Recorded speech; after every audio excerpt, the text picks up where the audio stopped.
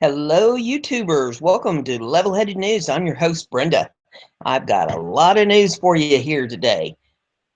8th day of December 2016 is off of Liberty Writers News, and it says, Trump wins again. And Hillary get really bad news. And here, and get started with it. Jill Stein and her recount bid are done. It's dead. It's nada. They have nothing. Jill Stein just had to drop her recount efforts in Pennsylvania. Trump cannot be beat. According to CBS in Pittsburgh, the Green Party has dropped their statewide Pennsylvania recount again. Green Party has officially dropped its case in Pennsylvania tonight. The reason given was that the Green Party-backed voters to recount the state cannot afford the $1 million bond due on Monday. This man had a good tweet about it, and his tweet, no Pennsylvania recount. Green Party could not afford the $1 million bond, the Dem donor money. This means Hillary is finally over. The recount bid is finally over. The article that I have up here, it's off of foxnews.com. And I'm waiting for the hamster to fling it up here on the screen. Come on, buddy. You can do it. Well, I thought he could do it. He's taking his time, ain't he?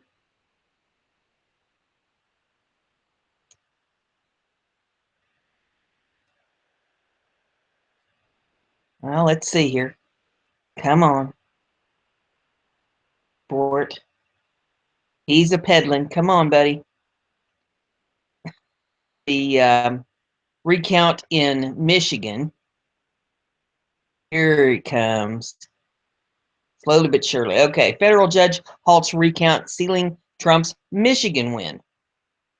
Okay, we had Pennsylvania, now we got Michigan. This is out of Detroit. It says a federal judge who ordered Michigan to begin its recount effectively ended it on Wednesday.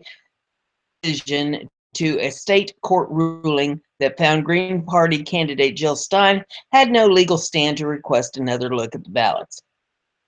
Seals Republican Donald Trump's narrow victory over Democrat Hillary Clinton for Michigan's 16 electoral votes. The U.S. District Judge Mark Goldsmith agreed with Republicans who argued that the three-day recount after court dealt a blow to the effort. The court said Stein, who finished fourth in Michigan on November 8th, didn't have a chance of winning even after a recount and therefore isn't candidate.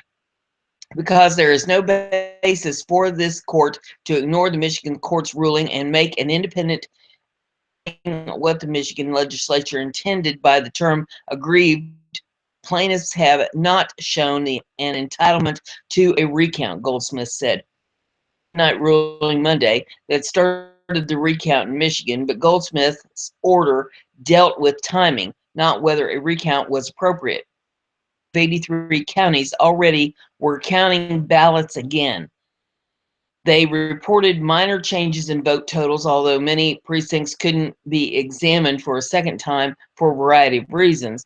Earlier Wednesday, the Michigan Elections Board voted 3-1 to end the recount and extinguished his earlier order.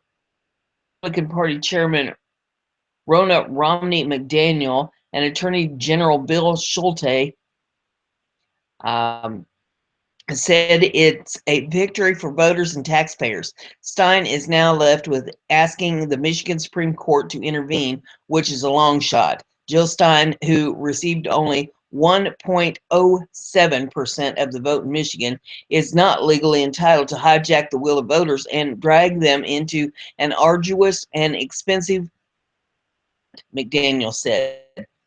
Percent of the vote in 3 states where she's pushed for recounts, Michigan, Pennsylvania, and Wisconsin, Trump narrowly won all 3. He's more concerned about the accuracy of the election, but Goldsmith said Stein's legal team presented only speculative claims about vulnerable machines, not actual injury. The judge said a recount to test the integrity of the voting system has never been endorsed by any court. Will be held Friday on possible recount in Pennsylvania. Wisconsin's recount, which started last week, has increased Trump's margin of victory over Clinton thus far. Clinton needed all three states to flip in order to take enough electoral votes to win the election. 106 electoral votes to Clinton's 232. 270 are needed to win. 16 electoral votes. Pennsylvania has 20 and Wisconsin has 10. Electors convene December the 19th across the country to vote for president.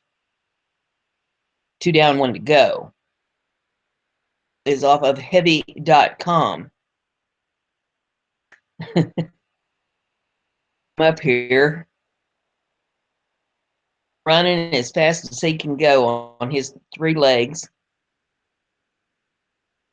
Okay, here we go. Wisconsin recount for day 6 update. It's basically a wash. So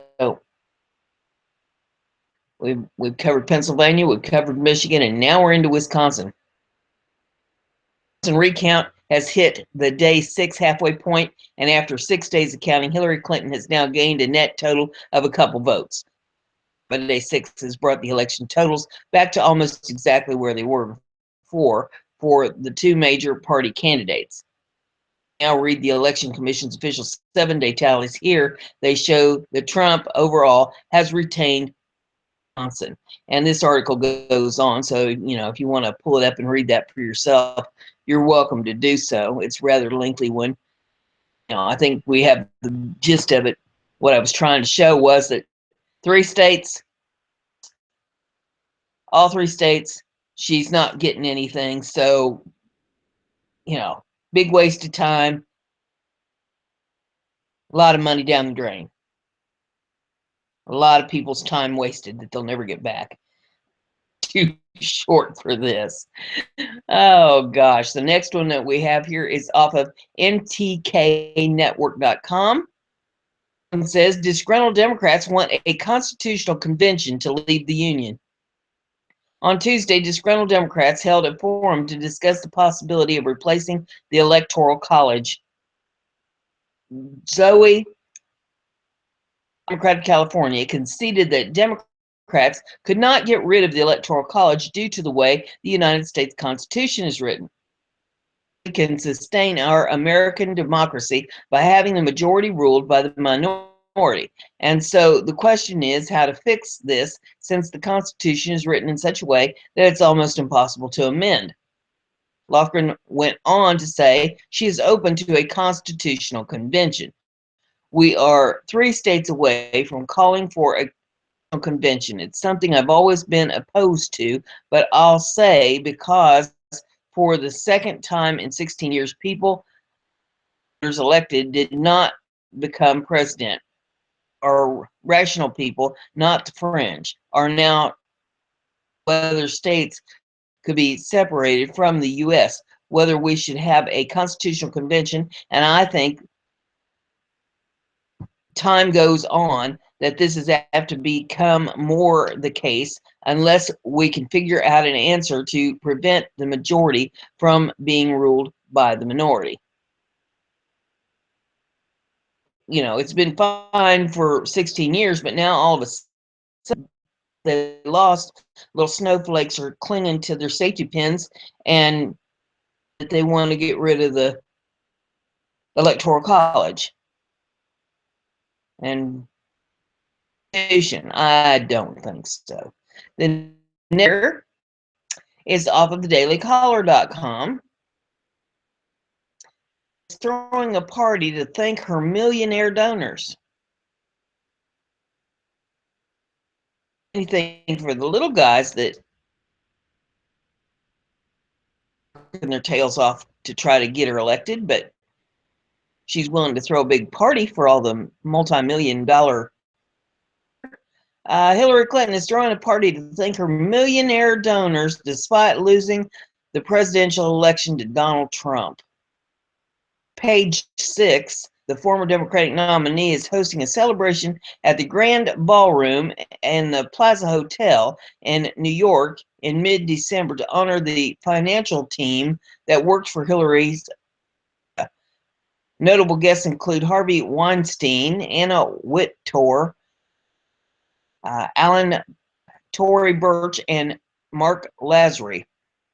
Hopefully there's no balcony so nobody can jump, one insider joked to Page 6. Insider wondered if he's trying. Try that again. The same insider wondered if he is trying to keep the donor network alive for a presidential run. Clinton raised millions throughout her campaign thanks to Hollywood celebrities who were determined to keep Trump out of office. She made a fortune at one particular fundraiser hosted by Justin Timberlake and Jessica Biel, where tickets cost $33,400 a head. Including Jennifer Aniston, Tobey Maguire, and Shonda Rhimes also attended. That I have for you is off of LibertyWritersNews.com. It says, what Trump just said moments ago has our enemies shaking in fear.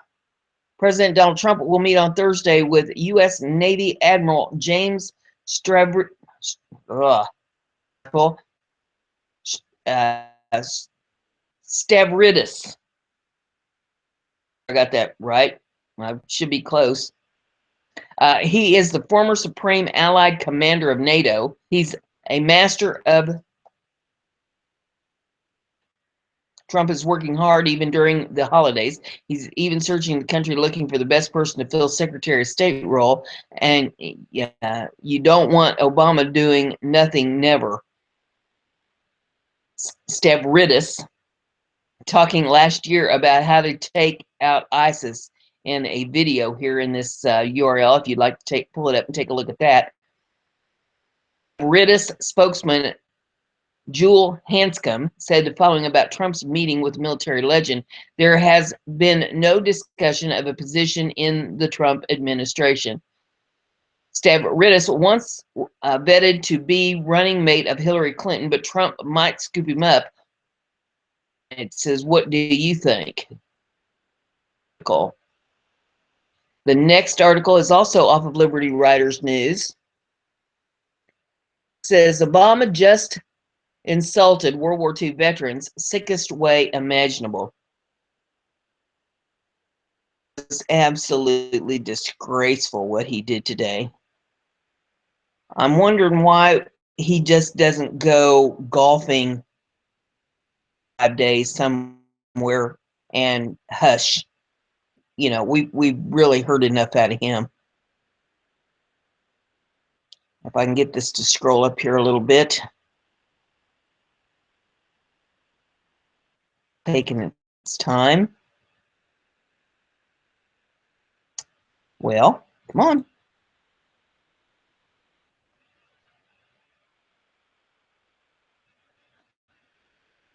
Poor computer. Little hamster. He's had to take a smoke break, I think. Goodness gracious. Well,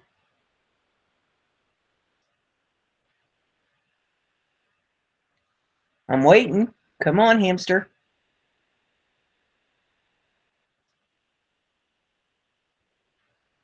I mean, I can go ahead and give you the basic synopsis on this, I guess. Hawaii today, yesterday, and he had a dignitary there from Japan about the Pearl Harbor incident, and made the nastiest statement that I believe that he could have made under the circumstances. He said that he thought that we all needed to just get over Pearl Harbor. We need to just let it go. Just forget about it. Just let it go away. Here it goes. Barack Obama is arrogant, inconsiderate, bitter, discriminatory asshole most of the time. Into voting for him pull the carpet out from under them and turn the country on its head. However, today he managed to do something that is frankly unthinkable for the U.S. president to do. He insulted the greatest generation of World War II vets during a meeting with Japanese Prime Minister Shinzo Abe in Pearl Harbor, of all places. I want to scroll up again. It's taking its time. There it goes. Obama told Abe that he thinks all U.S. veterans need to quit being bitter about Pearl Harbor and just get over it. Seriously. Maybe Obama's unaware that 2,400 American troops died that day. Maybe he didn't know it was the second largest terrorist attack after 9/11. Maybe he's just hurtful and a self-centered prick. There's video in this if you'd like to take a look at the video in it. That's absolutely disgraceful. The next article that I have for you is off of BizPac Review. And the title here is Who's the Republican Crap Weasel? Michelle Malkin is sounding off. Hint, he's the biggest. Michelle Malkin didn't hold back on Tuesday. Paul Ryan and congressional Republicans as the Donald Trump's presidency. These people have learned nothing in the same way the established Democrats and the establishment liberals in the media have learned nothing, she told Fox News' Lou Dobbs. I believe that this current GOP so-called leadership is going to pose even more headaches and will be a bigger threat to Donald Trump and his American sovereignty agenda than the outright liberals will be. Republicans in the establishment are liars and phonies who to American families and workers, but do little to nothing to help them as they keep their stranglehold on power. And the conservative firebrand nailed House Speaker as one of the main obstacles to Trump's agenda. And I'm not going to mince words, I've said it before, I believe he's one of the biggest crap weasels in the Republican Party. He is a threat, she told Dobbs. Now, at least there are some Johnny-come-latelys who are awakening to the fact Donald Trump's friend.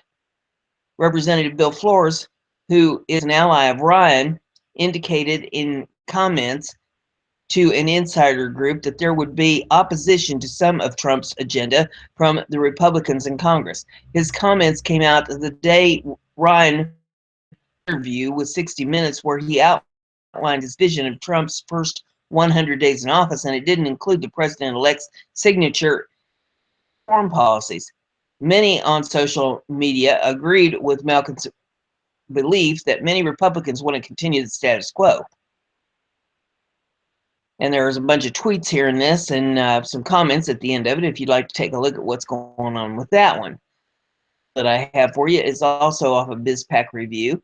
And Trump tweets what SoftBank Japan CEO said would happen if Hillary had won. Plans to invest $50 billion in the thanks to Donald Trump. The president-elect said Yoshi's son agreed to invest $50 billion and create 50,000 new jobs in the U.S. His son would never have agreed to make the investment had Hillary Clinton been elected. CEO of SoftBank, which owns Sprint, the Korean-Japanese businessman, is worth more than $17 billion. While mainstream media is trying to discredit Trump's role in the SoftBank deal, Mayoshi confirmed that he would not be making the $50 billion investment in the United States if Clinton had been elected. Said he went to Trump Towers to celebrate the billionaire's new job, and he wants to help make America great again. I just celebrate his new job, Son said. I said, this is great. The U.S. will become great again. The announcement comes just 1 week after Trump's negotiated to save 1,100 jobs at the air conditioner manufacturer Carrier. Carrier's employees are grateful that their jobs won't be going down to Mexico and said Trump saved Christmas for their families. Next article I have for you is another BizPac Review, and it says, House report says U.S. is facing the biggest Islamic terror threat since 9/11 thanks to Obama. The United States is facing its biggest Islamic terror threat since 9/11, according to a new government report, and 8 years of President Obama's administration made it possible. The House Homeland Security Committee's December terror threat snapshot, which was released Tuesday, reported that the U.S. and Europe will continue to see this threat in 2017, according to Fox News.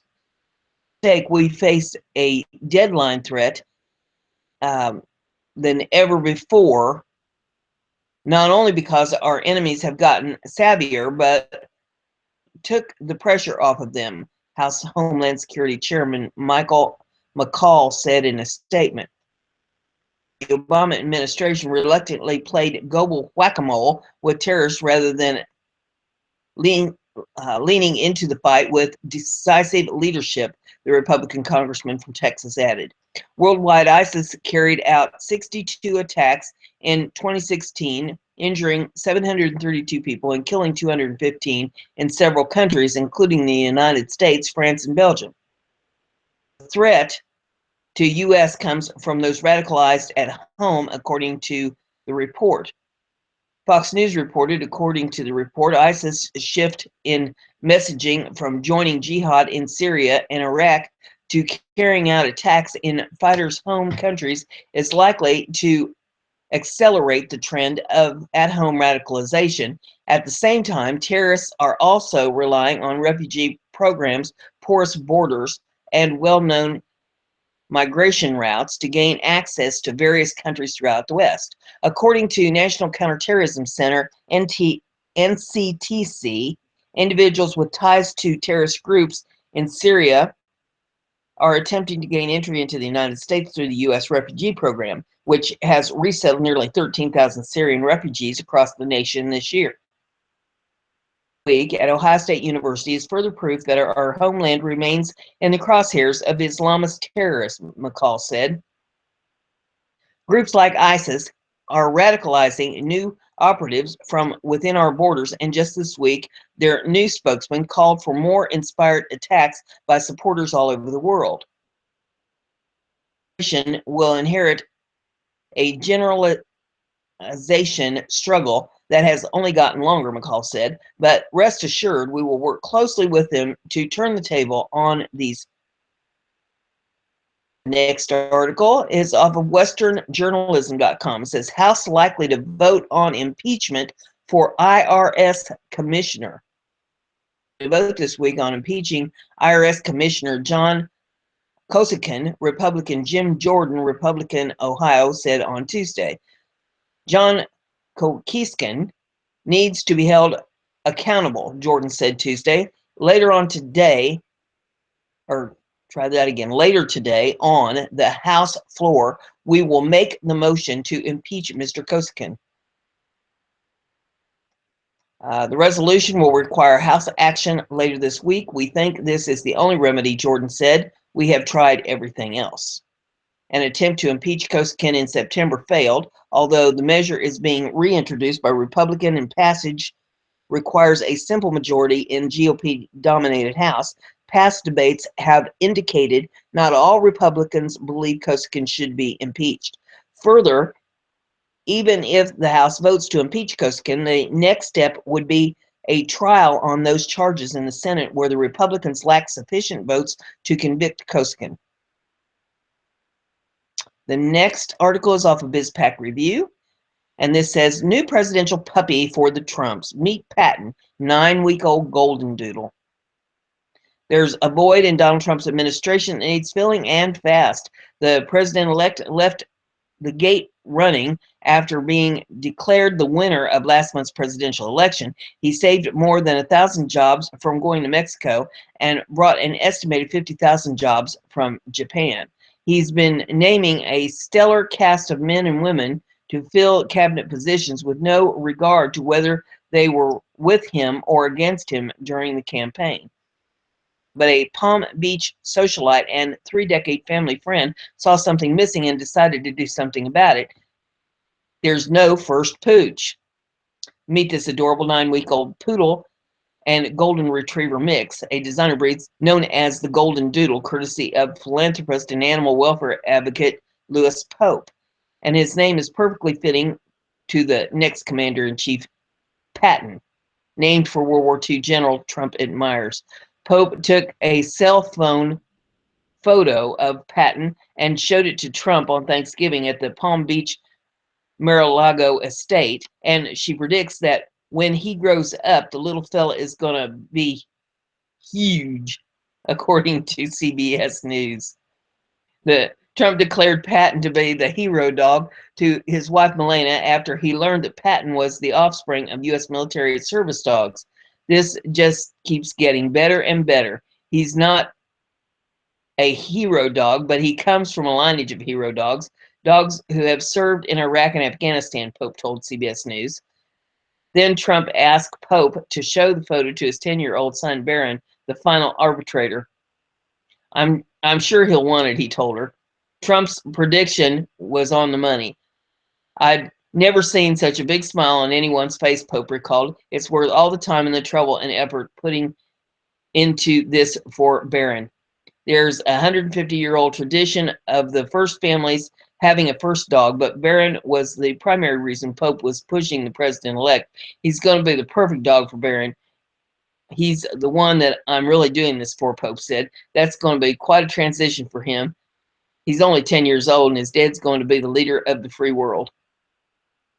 And there's video in this of this precious puppy named Patton, if you'd like to take a look at that. The next one is off of Liberty Writers News and says, shots fired. China freaking out after Trump exposed sick crimes for the world to see. Clinton, her evil empire, were just small fries. Now Donald Trump has turned his full attention to China and as his new opponent, and he just took the first shot. Trump decided he is tired of seeing China screw us out of money while building their military, while our politicians don't do a damn thing about it. That's why he went straight to the throat with today's attack. And here's the quote from his tweet. It says, "Did China ask us if it was okay to devalue their currency, making it hard for our companies to compete, heavily tax our products going into their country, the U.S. doesn't tax them, or to build massive military complex in the middle of the South China Sea? I don't think so."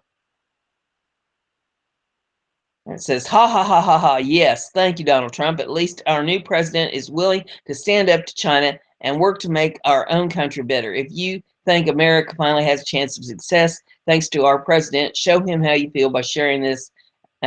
So there you have that article. And the next one I have is also off of Liberty Writers News.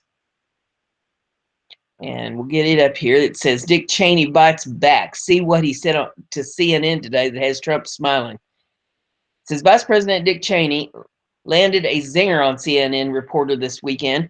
He was at the event with Defense Secretary Leon Panetta. He was talking to CNN's reporter named Barbara Starr. They were talking about national security and foreign policy. Cheney ripped right into it and said, y'all got to watch this. Here's what Cheney had to say. Cheney says, I think he needs to be careful, but he'll learn as he goes along. I think he's putting some brains and good people with him. I am a big fan of Mike Pence. I know Mike well from his 12 years in the House, and I think he's a great choice as vice president. He's going to play a major role. I think Mr. Trump is taking very, very seriously the job that he's gotten now, staffing up. I think one of the reasons people get so concerned about the tweets is it's sort of a way around the press. He doesn't have to rely upon, this is the modern era, modern technology. He's at the point where we don't need you guys anymore. That's right, CNN. We don't need you guys anymore. We don't need you to filter the news and the biased perspective. We don't need your horrible opinions that you try to present as facts. That we have is off of Sons of Liberty Media, and it says, North Carolina man shoots 2 in a Christmas parade. Wow, 'tis the season, huh? Jamal Johns opened fire on a Christmas parade in North Carolina, injuring 2 one of which is critical condition. ABC News reports police say one person has been arrested in a shooting that happened during a Christmas parade in central North Carolina. Stanford Police Sergeant Vincent Frazier tells local news outlets that 20-year-old Deon Jamal Johns Monday and charged with several crimes, including attempted murder. Wow. Can't make this stuff up. People. Next one's off BizPack Review. It says employee files class action suit against CNN. Abuse of power, nepotism, revenge, retaliation, and discrimination. That's a tall order there, ain't it? It says cable news giant CNN has found itself in the news now that a group of black employees have decided to file a class action lawsuit against the network for discrimination.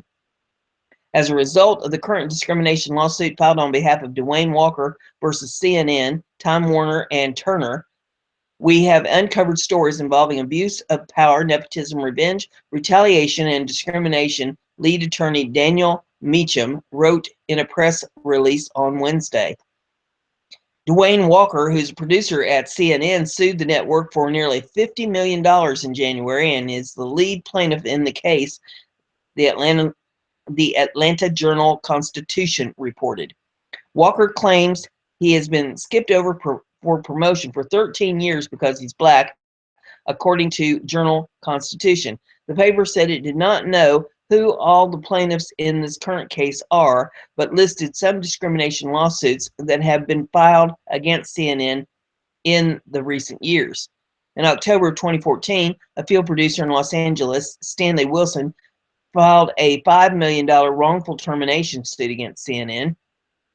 Now, former CNN writer-producer Ricky Blaylock filed a lawsuit in December of 2015 over racial discrimination. He left the company soon after. In October 2016, former producer and writer Omar Butcher sued CNN for racial and religious discrimination. CNN did not immediately respond to the Journal request for comment. The next one we have is off of conservativetribune.com. Jon Stewart trashes mainstream media and defends every Trump supporter.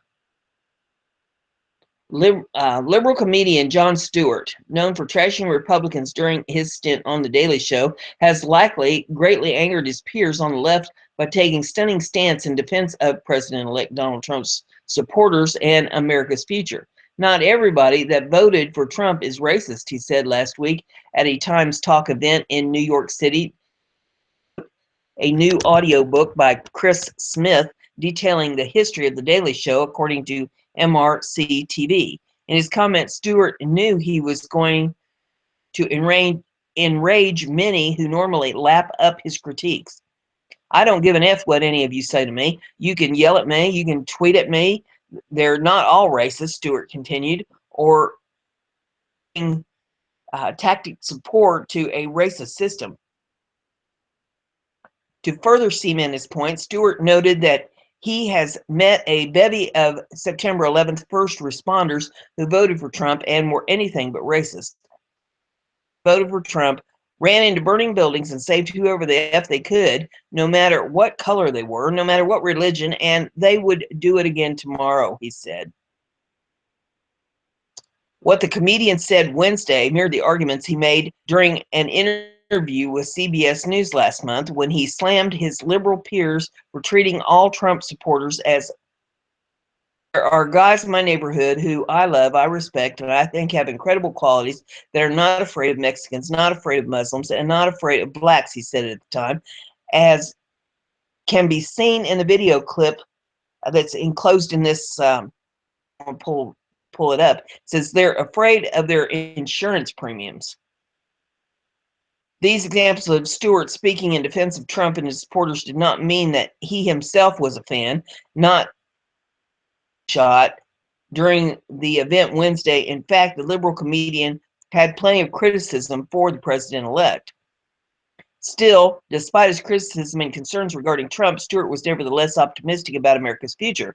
But the only thing I would tell everybody is we're still the same country, he noted. According to the Huffington Post, Obama didn't change and fix everything, and Trump can't ruin everything.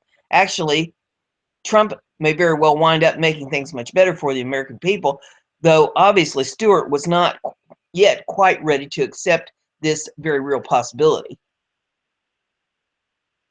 The next article that I have for you is off of WND.com. He's trying to catch up to me here. I'm working him hard tonight, or this morning. It's not daylight here yet. This one says, forget Fox News, Media Matters declares war on new targets. Let me get it to scroll up here. Come on, hamster. Poor little fella, he's working so hard.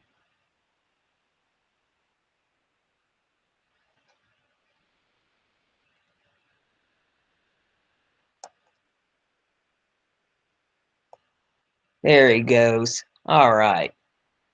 And when he works too hard, okay? Don't fling it all the way to the bottom.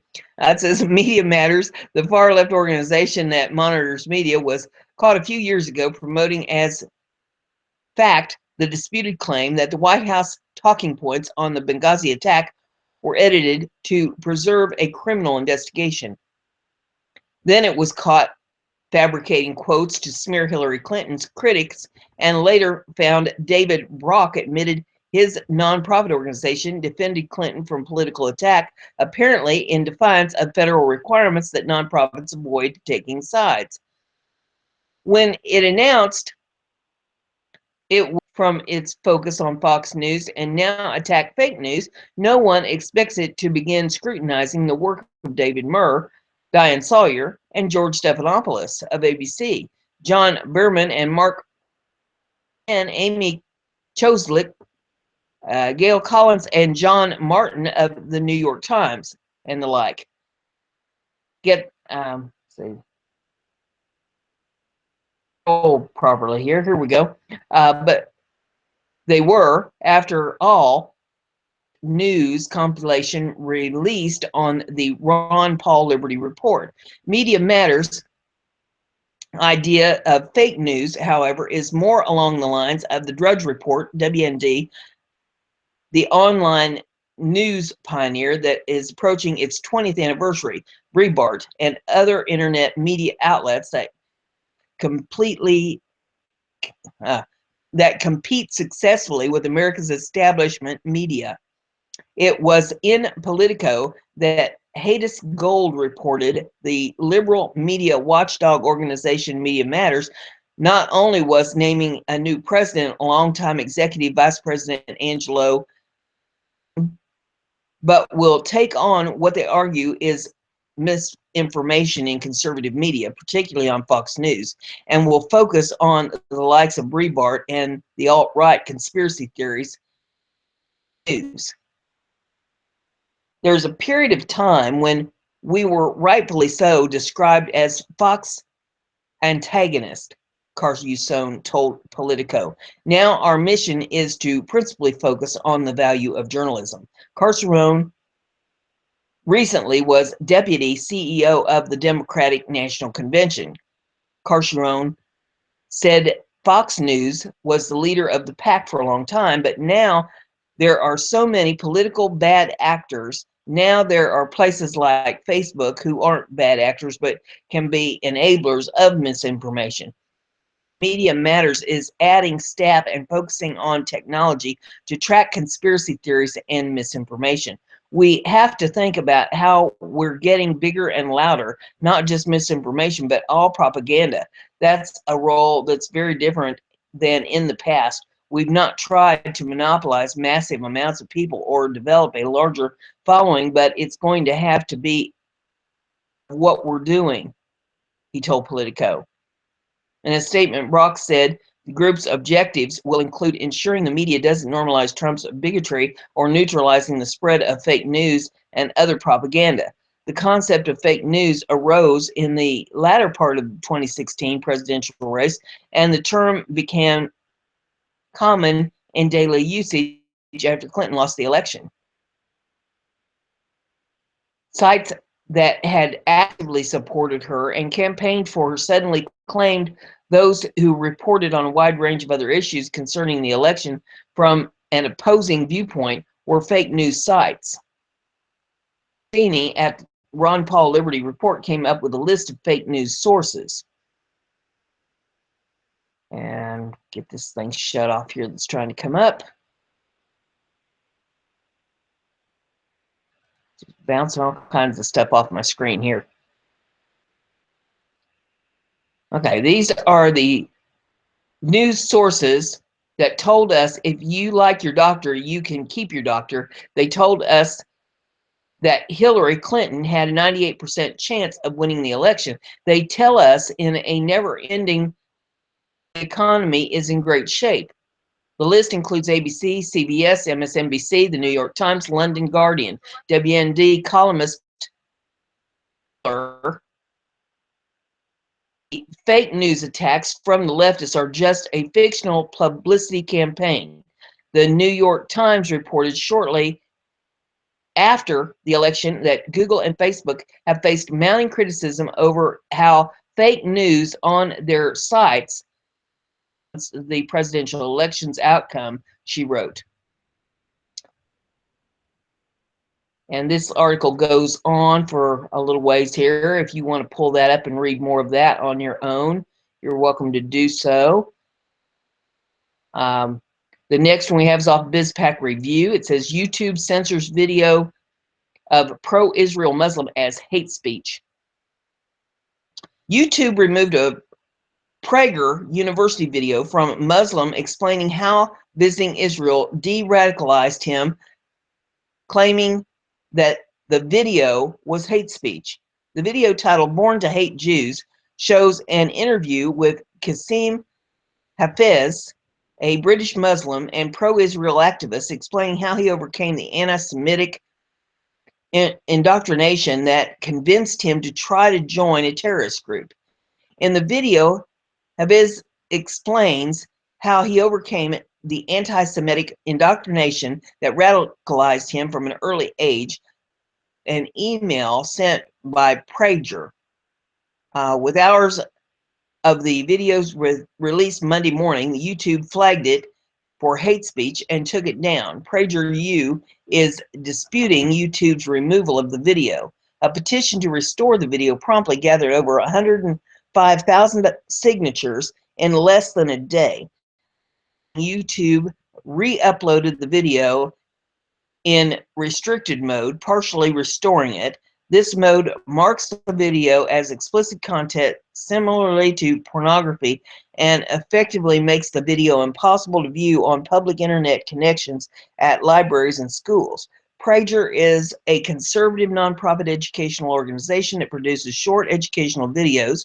This isn't the first time YouTube has targeted the group. YouTube puts of Prager's University videos on restricted mode in October and currently still has 18 PragerU videos under that mode. Many parents set their children's YouTube accounts to restricted mode to prevent viewing of inappropriate or obscene content, but none of Prager's videos contain adult material. Every video is G-rated. Other videos placed in restricted mode by YouTube include Are the Police Racist? Why Don't Feminists Fight for Muslim Women? And Who's More Pro-Choice, Europe or America? Return request for comment to the Daily Caller News Foundation.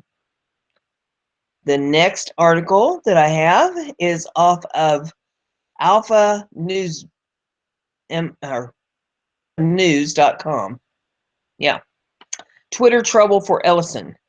Minnesota Congressman Keith Ellison has been accused of violating a rule that prohibits members of Congress from using social media accounts to promote their candidacy for positions of leadership that they are seeking. Ellison is currently in the running for chairperson of the Democratic National Committee. According to reports from Washington Free Beacon, Ellison had been using his verified Twitter account to campaign for DNC chair, which sources argue is in violation of the rules, stating that official social media accounts cannot be used for campaign purposes. Ellison's office says that the congressman does not have an official presence on Twitter and used his personal Twitter account to send out tweets regarding his candidacy for DNC chair. However, Ellison's personal account links to his official Congress or congressional website. Tweets sent from this account have been linked to Ellison's official congressional site, thereby blurring the lines between Ellison's official and personal social media accounts. The Washington Free Beacon said that congressional insiders claim that Ellison's tweets are a clear-cut violation of House rules that govern social media use. One congressional insider told the Free Beacon, "This is a pretty clear violation of House rules. He's using his official Twitter account to promote his bid for political leadership position on a website that solicits donations and is paid for by his campaign. I suppose it's only appropriate that the leading candidate to run a corrupt organization like the DNC is wrongly using taxpayer dollars to fund his candidacy." Ellison sent out one tweet on December the 1st, which contains a direct link to his DNC campaign page, which also includes a huge donate button to solicit contributions to his campaign. And there's a picture of that if you'd like to take a look at it. It says the Committee on House Administration authored a membership congressional handbook that says that members of Congress may not use their official online presence to campaign for political office or to disseminate campaign information. The reports state that official websites may not be used for campaign or personal purposes, may not generate, circulate, or otherwise encourage petitions, may not include advertisements or any private person or entity or imply government endorsements of a product or service, may not include grassroots lobbying, and must be in compliance with federal law and House rules and regulations applicable to official communications. Lawmakers are, however, permitted to have social media accounts for personal purposes, according to the report. Members are free to maintain non-official social media accounts, such as campaign or personal accounts. Such accounts are not subject to House rules or regulations regarding the official social media accounts. These non-official accounts may not be utilized for official resources. Likewise, the Member of Congress handbook also provides that non-official resources such as campaign funds may not be used to pay for official social media accounts. The Free Beacon reached out to Ellison's Washington, D.C. office and was told by the representative answering the phones that she ethically cannot discuss Ellison's DNC chair candidacy due to rules preventing official offices from being used for campaign purposes. The Free Beacon told Ellison's representative that this was the issue they were inquiring about, and the representative referred them to a number of Ellison's press staff who said that Ellison did not violate any rules because he used his Twitter account in a personal rather than official capacity. Ellison could easily ratify the situation by creating a new Twitter account that clearly states that it's for official purposes only. However, by doing so, Ellison would essentially be admitting that he violated House rules, according to Red State. And the final article that I have for you is, I'm going to call it the feel good. Okay, this is the up note for the broadcast that I like to end on a little higher note after going through a lot of negative news. It's a BizPack review, and this is a read. There's no video I'm going to show you on this one. 2 New York police encounter with homeless man reaffirm faith in humanity. Don't miss small gestures. A commuter was minding his own business in New York's Grand Central Station when he saw 2 New York policemen run toward a homeless man who was dumping out a garbage bin to get at the aluminum cans inside. He prepared for an uncomfortable scene, but when he saw instead made his heart soar and reaffirmed his faith in humanity. It's a nice story as we prepare for the upcoming Christmas season. ESPN employee Joshua Logan posted a story on his Facebook page about how 2 New York Police Department officers handled a situation with a homeless man because he wanted the world to understand the small gestures that police perform every day as they go about their duties to serve and protect. Logan said he wanted to make sure people don't miss those small gestures. In his post, Logan said that as he saw a homeless man dumping out garbage on a subway platform. He also spied two of New York's finest literally running toward the homeless man to stop him from spreading the trash around. Dumping out trash is against the law, and Lagan was expecting to see the officers get rough and tough with the guy.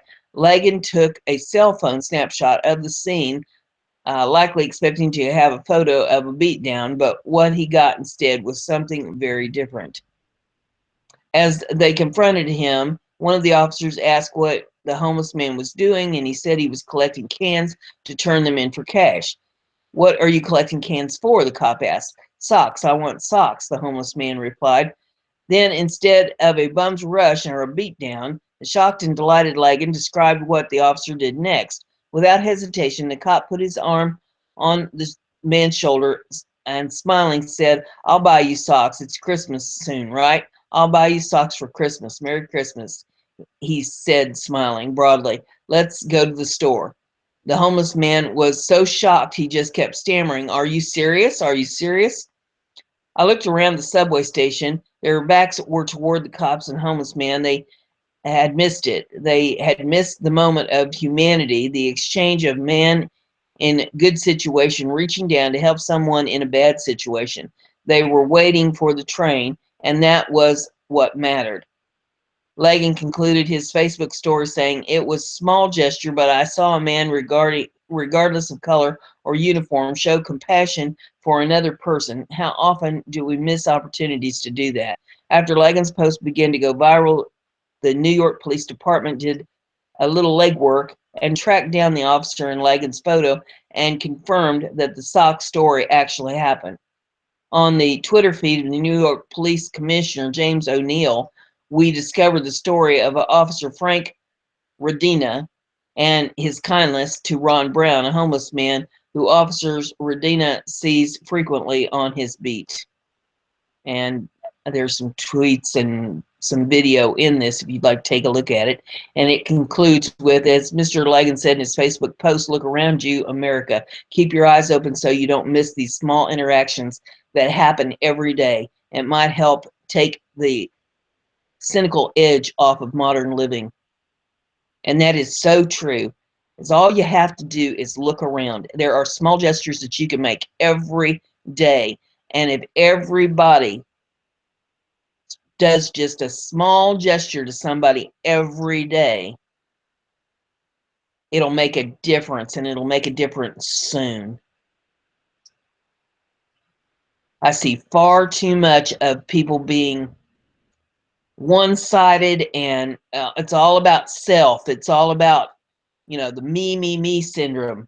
And they don't take into account the other guy at all. One small gesture every day will make a difference. And I hope it's a beautiful day where you are. I hope you're able to get out and enjoy it. Weather's turning cold here, but I will be going out at least once today and get a breath of fresh air, ground yourself, soak up a little earth energy. Be glad you woke up above ground. There's people that don't.